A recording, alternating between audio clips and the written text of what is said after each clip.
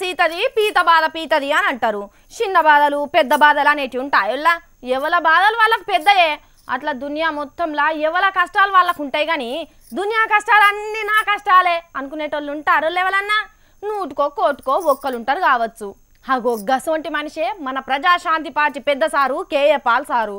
ఆ సార్ను చూడురుల్లా మళ్ళీ ఏడుస్తూనే ఉన్నాడు. మరి సార్ కష్టాన్ని మనం తీర్చలేకపోయినా కూడా కనీసం ఆ బాధ ఏందో ఆర్చుకోవాలి కదా. పాపం ఎంతగానం ఏడుస్తున్నాడు. ఎంత భాగ్యం దేవుడు నాకు ఎందుకు ఇచ్చాడు.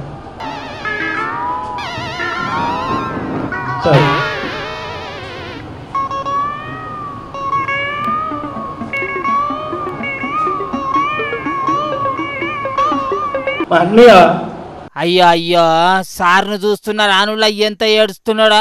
ఎందుకు ఏడుస్తున్నావు సారు? కాబోయే ముఖ్యమంత్రి ఇత్తనే ఏడుస్తావా? కారణం ఏందో చెప్పరాదయా. సెప్టెంబర్ 7th 2018లో నార్వే న్యూస్ ఒక ఆర్టికల్ రాశారు. అందులో ఒక title 8th wonder of the world అని. అది చదువుతుంటే నా కళ్ళంపట నీరు వచ్చాయి. అమ్మో, మిమ్మల్ని దునియాల 8వ వింత అని రాసిర్రా సారు? మరి నిజంగానే మీరు వింతే సారు. పాతయాన్ని ఆదికి రావచ్చు అంతేనా? ఇంత భాగ్యం దేవుడు నాకు ఎందుకు ఇచ్చాడు. అయ్యో మళ్ళా ఏడుస్తున్నారా? ఏడవకు, గట్ల ధైర్యం చేడతారా అనో పాల్ సారు? ఊకో, గంత దుఃఖమేందో. ఎందుకంటే చిట్టివలస జూట్ మిల్లో నాన్నగారు కంపౌండర్ గా పనిచేసి 1960 నుంచి 80 వరకు 300, 400, 500 రూపాయల జీతం సంపాదిస్తే తినడానికి తిండి సరిపోతే మా అమ్మ ఫిబ్రవరి 10న చనిపోయారు. స్వర్గంలో ఉన్నారు. నన్ను బొగ్గులేరడానికి పంపించేది. బొగ్గులేరేదందుకు పంపించిందా? అయ్యో, అయితే ఇప్పుడు రాష్ట్రాన్ని ఎలా అంత పెద్దోని అయితివి, ఇక ఏడవకు.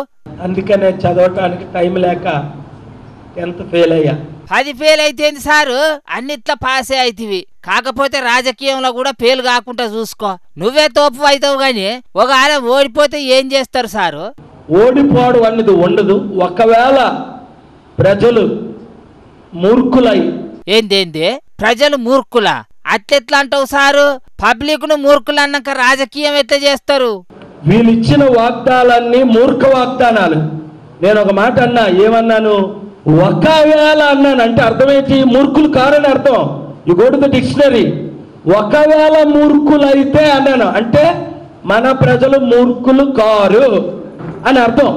వామ్మో, గంత తెలివి మాకెక్కడిది గాని. ఇక ఓండ్రి సారు, ఇక ఇది పాల్ సార్ దుఃఖం ముచ్చట. మన రేపు ఇంకే రంది మీద ఏడుస్తాడో చూడాలే.